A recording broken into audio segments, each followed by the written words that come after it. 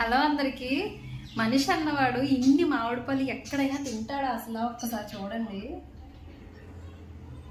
యాక్చువల్గా ఏం జరిగిందంటే డెలివరీ టైంలోని కానీ ప్రెగ్నెన్సీ టైంలో కానీ నేను ఎక్కువగా మామిడి పళ్ళు అస్సలు తినలేదు.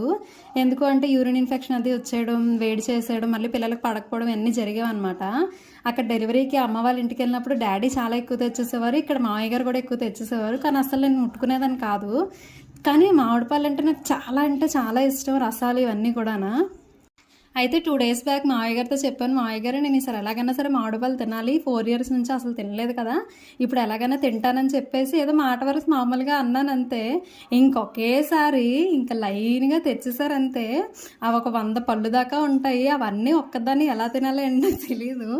ఎందుకంటే మా ఇంట్లోని నేను ఒక్కదాన్నే మామిడి పళ్ళు తినేదాన్ని. మిగతా వాళ్ళందరూ అంటే మా మావయ్య గారికి అత్తమ్మకి షుగరు, మా హస్బెండ్ ఎక్కువగా తినరు. పోనీ అవన్నీ ముగ్గలేనివి అంటే పోనీ కొద్దిగా దాచుకొని తింటాను. అవన్నీ ముగ్గిపోయిన పళ్ళే. అసలు ఎలా తినాలో ఏంటో. వీడియో నచ్చితే లైక్ చేయండి.